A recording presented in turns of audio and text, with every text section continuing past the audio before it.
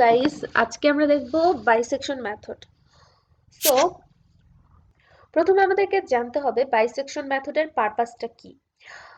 Bisection মেথডের purpose হচ্ছে আমাদের এফ অফ এক্স ইকুয়াল 0 এই ফর্মে যতগুলো ইকুয়েশন আছে সেই ইকুয়েশনটা সলভ করা বা এর রুট বের করা। সো এই এই ইকুয়েশনটা আমরা তিনটা উপায়ে সলভ করতে পারি। একটা হচ্ছে বাইসেকশন মেথড, একটা হচ্ছে নিউটন র্যাপসন মেথড, আর একটা হচ্ছে মেথড অফ ইটারেশন। সো আজকে আমরা দেখব বাইসেকশন মেথড। সো এখন আমরা জানব বাইসেকশন মেথড দিয়ে আমরা কি ধরনের ইকুয়েশন সলভ করতে পারি। আমরা বাইসেকশন মেথড দিয়ে সলভ করতে পারি অ্যালজেব্রিক ইকুয়েশন এবং transcendental equation. So algebraic equation হচ্ছে যে ইকুয়েশনে এক বা একের অধিক ভ্যারিয়েবল থাকে, যেমন X square plus X Y minus Z equal 0, এটা একটা algebraic equation. Then transcendental equation. Transcendental ইকুয়েশনে হচ্ছে অ্যালজেব্রিক থাকতে পারে, ট্রিগোনোমেট্রিক থাকতে পারে এবং এক্সপোনেনশিয়াল বা লগারিদমিক ফাংশন থাকতে পারে। এগুলো মিক্সড আপ হয়ে যে ইকুয়েশনটা তৈরি হয় সেটা হচ্ছে ট্রান্সেন্ডেন্টাল ইকুয়েশন। যেমন হচ্ছে এই ইকুয়েশনটা একটা ট্রান্সেন্ডেন্টাল ইকুয়েশন।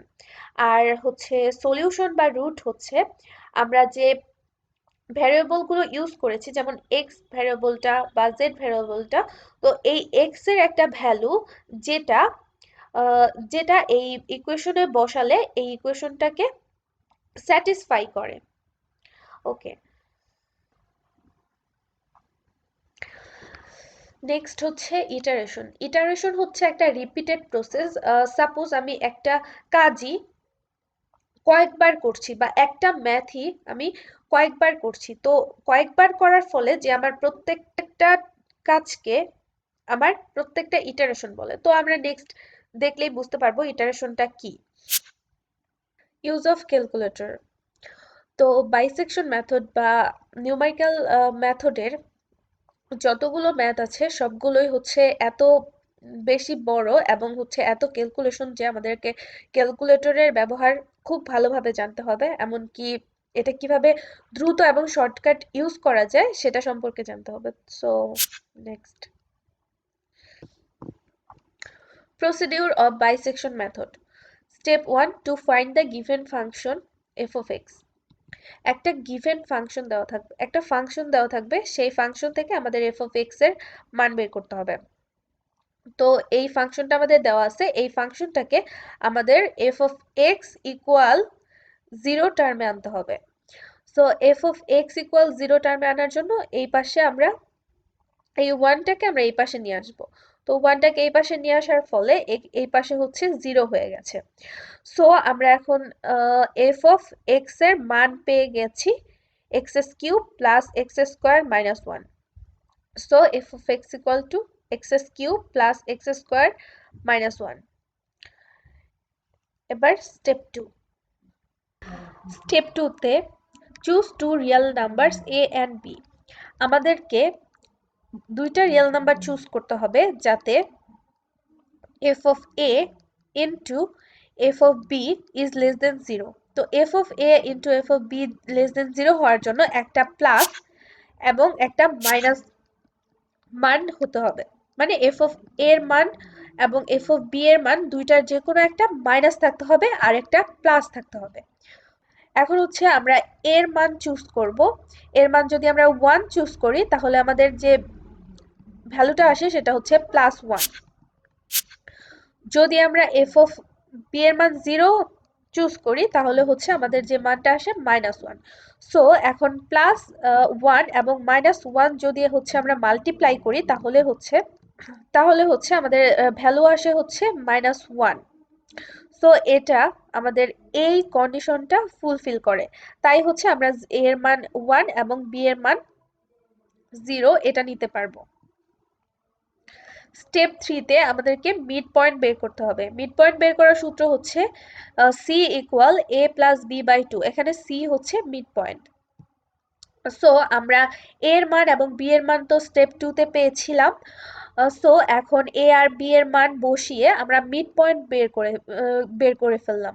তো মিড পয়েন্ট হচ্ছে 0.5। তো নেক্সট স্টেপ,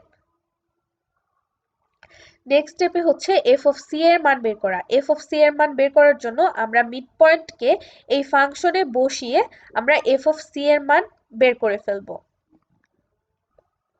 স্টেপ 4। স্টেপ 4-এ আমাদেরকে একটা বক্স ক্রিয়েট করতে হবে। এই বক্সের প্রথম বক্সটা number of iteration, then value of A. এই বক্সে ভ্যালু অফ এ বসাতে হবে, then value of B, mid point, then mid point C, then F of C, then sign of C, then change. এরপর আমরা ইটারেশন 1-এ ভ্যালু অফ এর মান 1 বসিয়েছি, যেটা আমরা স্টেপ 2-তে বের করেছিলাম।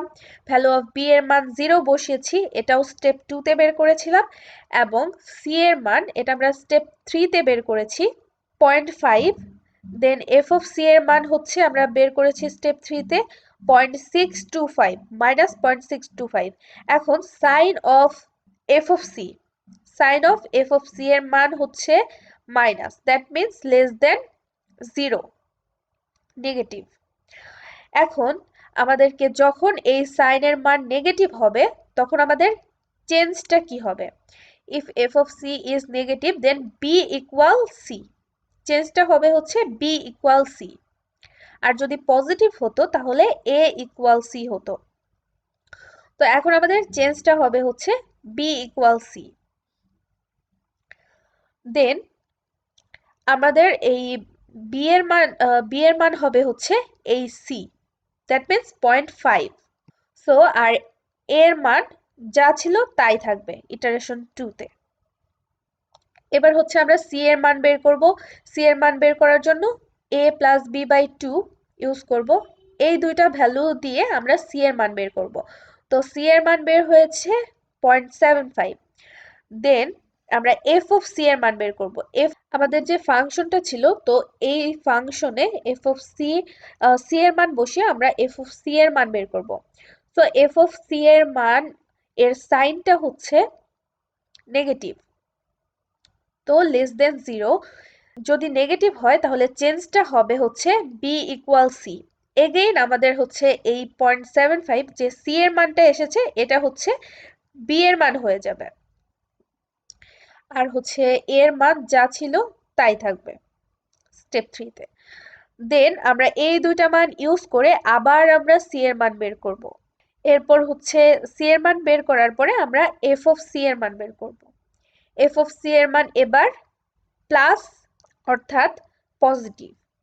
সো এবার হচ্ছে আমাদের সাইন অফ সি এর মান হবে হচ্ছে গ্রেটার দেন 0, যেহেতু এটা হচ্ছে পজিটিভ। এবার চেঞ্জটা কি হবে? এবার চেঞ্জ হবে হচ্ছে case 2। If F of C is positive then A equal C. So আমাদের চেঞ্জটা হবে হচ্ছে এ ইকুয়াল সি। তো A equal C, that means এই এর মান হবে হচ্ছে 0.875, এর মান 0.875। এরপর বি এর মান আগের ইটারেশনে যা ছিল তাই। দেন সি এর মান আমরা বের করব, এই দুইটা ভ্যালু ইউজ করে সি এর মান বের করলাম। এরপর হচ্ছে এফ অফ সি এর মান বের করতে হবে। এফ অফ সি এর মান বের করলাম। এবার হচ্ছে sign of F of C এর মান হচ্ছে positive, that means greater than 0। So again change A equal to C. এবার হচ্ছে এই 5 ইটারেশনে হবে সি এর মান 0.8125। সো এর মান 0.8125 হয়েছে এবং বি এর মান আগের ইটারেশনে যা ছিল তাই। এরপর সি এর মান বের করব, এই দুইটা মান ইউজ করে আমরা সি এর মান বের করলাম। এরপর এফ অফ সি এর মান বের করলাম। এরপর হচ্ছে sign of F of C এর মান positive, that means greater than 0। Then again change A equal to C. So আমরা স্টেপ 5টা আবার রিপিট করছি। সো স্টেপ 5-এ আমাদের চেঞ্জটা কি এসেছে? এ ইকুয়াল সি। সো এর মান হবে হচ্ছে সি। সি এর মান হচ্ছে 0.78125, তো এটা হচ্ছে এখানে বসবে। আর বি এর ভ্যালুটা যা ছিল তাই থাকবে, এবং এই দুইটা মানকে ইউজ করে আমরা হচ্ছে সি এর মান বের করব। এবার এফ অফ সি এর মান বের করব, এবং sign of F of C হচ্ছে positive, that means greater than 0, then again change A equal to C, then এই সি এর মানটা বসবে হচ্ছে এই জায়গায়। এবার বি এর মান যা ছিল তাই, এবার এই দুইটা মানকে ইউজ করে আমরা সি এর মান বের করব। সি এর মান বের করার পরে এফ অফ সি এর মান বের করব। এফ অফ সি এর সাইন হচ্ছে positive, then again change A equal C, that means এই সি এর মান এগেইন আমাদের এখানে বসবে। এরপর আমাদের বি এর মান যা ছিল তাই থাকবে। এবার এই দুটা মান ইউজ করে আবার সি এর মান বের করব, আবার এফ অফ সি এর মান বের করব, এবং সাইন হচ্ছে এবার minus, that means less than 0, that means B equal C. So এই সি এর মানটা বসবে হচ্ছে এই জায়গায় বি এর মানে। সো